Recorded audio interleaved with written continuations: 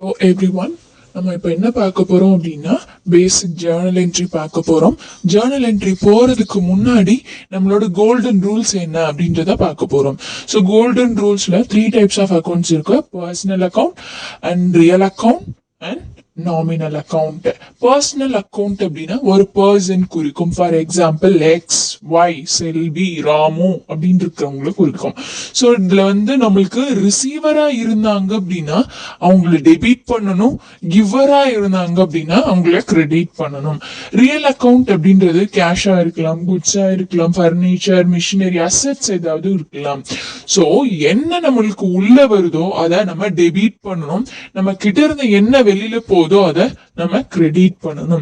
So nominal account அப்படின்னா என்னன்னா, ஏதாவது கமிஷன் ரிசீவ் பண்ணிருக்கலாம், கமிஷன் ஏதாவது பே பண்ணிருக்கலாம், எக்ஸ்பென்சஸ் ரெண்ட் பே பண்ணிருக்கலாம், வேஜஸ் பே பண்ணிருக்கலாம், இல்ல ரிசீவ் பண்ணிருக்கலாம். ஸோ அந்த மாதிரி இருக்கிறது தான் நாமினல் அக்கௌண்ட் கீழே வரும். ஸோ எல்லா எக்ஸ்பென்சஸையும் லாசஸையும் நம்ம என்ன பண்ணணும் அப்படின்னா டெபிட் பண்ணணும், இன்கமையும் கெய்னிங்கையும் நம்ம கிரெடிட் பண்ணணும். இதுதான் கோல்டன் ரூல்ஸ். நெக்ஸ்ட் நம்ம என்ன பார்க்க போறோம் அப்படின்னா ஜேர்னல் என்ட்ரி பார்க்க போறோம். Ramu start business with capital of rupees 10,000. So ஒரு ஜேர்னல் என்ட்ரி, ஒரு டிரான்சாக்ஷன் பார்க்கறதுக்கு முன்னாடி நம்ம என்னவா இமேஜின் பண்ணிக்கணும் அப்படின்னா, நம்ம தான் ஒரு அக்கௌண்டன்ட் தான் நம்மள இமேஜின் பண்ணிக்கோங்க. ஸோ பிசினஸுக்கு அது எப்படி வருது அப்படின்றத நம்ம பார்க்க போறோம். So Ramu start a business with capital of rupees 10,000 அப்படின்னா, ஸோ ராமுன்றவர் கேபிட்டலா 10,000 நம்மளோட பிசினஸ்க்கு கொடுக்குறாரு. அப்ப பிசினஸை பொறுத்தவரைக்கும் கேஷ் நம்மளுக்கு உள்ள வருது. ஸோ அதனால டெபிட் வாட் கம்ஸ் இன், என்ன உள்ள வருதுன்னா கேஷ் உள்ள வருது. ஸோ ராமஸ் கேபிட்டல், ராமு நம்மளுக்கு ஒரு கெய்னிங்கா கொண்டு வர்றாரு, ஒரு இன்கமா நம்மளுக்கு கொண்டு வர்றாரு. ஸோ அதுதான் என்ன சொல்லணும் அப்படின்னா, எல்லா கெய்னிங்கையும் எல்லா இன்கமையும் நம்ம என்ன பண்ணணும், கிரெடிட் பண்ணணும். ஸோ அதனால ராமுவோட கேபிட்டலை நான் கிரெடிட் பண்ணிருக்கேன். Next entry, goods purchased for cash rupees 10,000. So purchase entry, sales entry வந்துச்சு அப்படின்னா நம்ம என்ன செக் பண்ணணும் அப்படின்னா, அது கேஷ் டிரான்சாக்ஷனா இல்ல கிரெடிட் டிரான்சாக்ஷனான்றத செக் பண்ணணும். அதே மாதிரி நம்ம குட்ஸ் பர்ச்சேஸ் பண்ணிருக்கோமா இல்ல அசெட் பர்ச்சேஸ் பண்ணிருக்கோமா அப்படின்றத செக் பண்ணணும். குட்ஸ் பர்ச்சேஸ் பண்ணோம் அப்படின்னா அந்த பர்ச்சேஸ் அப்படின்றத மென்ஷன் பண்ணணும். ஒருவேளை நம்ம அசெட் ஏதாவது பர்ச்சேஸ் பண்ணியிருக்கோம் அப்படின்னா நம்ம அசெட் அப்படின்றத மென்ஷன் பண்ணணும். ஃபார் எக்ஸாம்பிள் பர்னிச்சர், மிஷினரி அந்த மாதிரி மென்ஷன் பண்ணணும். ஸோ இப்போ இங்க கேஷ் கொடுத்து ஒரு குட்ஸை நம்ம வாங்கியிருக்கோம் அப்படின்னா டெபிட் வாட் கம்ஸ் இன், என்ன உள்ள வருது, குட்ஸ் எனக்கு உள்ள வருது, கேஷ் நான் கொடுத்துருக்கேன், debit credit what goes out, என்ன வெளியில போகுது அப்படின்னா கேஷ் வெளியில போகுது. ஸோ பர்ச்சேஸை நான் டெபிட் பண்றேன், கேஷை கிரெடிட் பண்றேன். Next entry, goods purchased from செல்வி.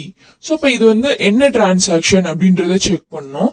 இங்க நேம் கொடுத்திருந்தாங்க அப்படின்னா அது என்ன டிரான்சாக்ஷன் அப்படின்னா அது credit transaction. For example goods purchased from Selvi rupees 400 for cash அப்படின்றத மென்ஷன் பண்ணிட்டாங்க அப்படின்னா அது கேஷ் டிரான்சாக்ஷன் அர்த்தம். ஆனா இங்க எதுவுமே மென்ஷன் பண்ணாம ஃப்ரம் செல்வின்னு மட்டும் கொடுத்துருக்காங்க. ஸோ அப்ப இது என்ன டிரான்சாக்ஷன் அப்படின்னா கிரெடிட் டிரான்சாக்ஷன்ஸ். ஸோ இதுல என்ன அப்படின்னா என்ன உள்ள வருது என்ன வெளியில போகுது அப்படின்றத செக் பண்ணும். ஸோ இதுல மெயினா என்ன அப்படின்னா குட்ஸ் பர்ச்சேஸ் பண்ணியிருக்கேன் அப்படின்னா டெபிட் வாட் கம்ஸ் இன், என்ன உள்ள வருது அப்படின்னா குட்ஸ் உள்ள வருது. அதனால பர்ச்சேஸை நான் டெபிட் பண்ணியிருக்கேன். நான் இங்க கேஷ் கொடுக்கவே இல்லை, கிரெடிட்டுக்கு தான் நான் பண்ணியிருக்கேன். அப்போ இங்க செல்வி அப்படின்றவங்க ரிசீவரா கிவ்வரா அப்படின்றத நம்ம செக் பண்ணணும். சோ இவங்க ரிசீவரா கிவ்வரா அப்படின்னா நம்ம அவங்க கிட்ட இருந்து குட்ஸ் வாங்கியிருக்கோம் அப்படின்னா அவங்க யாரு அப்படின்னா கிவர். அப்ப credit the giver. So பர்ச்சேஸ debit பண்றேன், செல்விய கிரெடிட் பண்றேன். Next entry, furniture purchased rupees 10,000. இதுவும் என்ன அப்படின்னா கேஷ் டிரான்சாக்ஷன். குட்ஸ் வந்து பர்ச்சேஸ் பண்ணல. நான் இங்க என்ன பர்ச்சேஸ் பண்ணிருக்கேன் அப்படின்னா பர்னிச்சரை பர்ச்சேஸ் பண்ணிருக்கேன். கேஷ் கொடுத்து ஒரு பர்னிச்சரை பர்ச்சேஸ் பண்ணிருக்கேன். அப்ப டெபிட் வாட் கம்ஸ் இன் என்ன உள்ள வருதுன்னா பர்னிச்சர் உள்ள வருது. கிரெடிட் வாட் கோஸ் அவுட் என்ன வெளியில போகுது அப்படின்னா கேஷ் என்னை விட்டு போகுது. சோ அதனால டெபிட் பர்னிச்சரை டெபிட் பண்றேன், கேஷ கிரெடிட் பண்றேன். Next entry furniture purchased from Selvi. இதுவும் என்ன அப்படின்னா ஒரு அசெட்டை கிரெடிட் டிரான்சாக்ஷனுக்கு நான் பர்ச்சேஸ் பண்ணிருக்கேன். சோ அப்ப என்ன என்ட்ரி வரும்? டெபிட் வாட் கம்ஸ் இன் என்ன உள்ள வருது அப்படின்னா பர்னிச்சர் உள்ள வருது, அதனால நான் டெபிட் பண்ணிருக்கேன். செல்வின்றவங்க இங்க யாரு அப்படின்னா அவங்க கிட்ட இருந்து நான் வாங்கியிருக்கேன் அப்படின்னா அங்க அவங்க giver. So credit the giver. Next entry sold goods for ₹1000. So purchase என்ட்ரிக்கு நம்ம எப்படி செக் பண்றோமோ அதே போல சேல்ஸ் என்ட்ரிக்கும் நம்ம என்ன செக் பண்ணணும் அப்படின்னா அது கிரெடிட் டிரான்சாக்ஷனா இல்ல கேஷ் டிரான்சாக்ஷனான்னு பார்க்கணும்.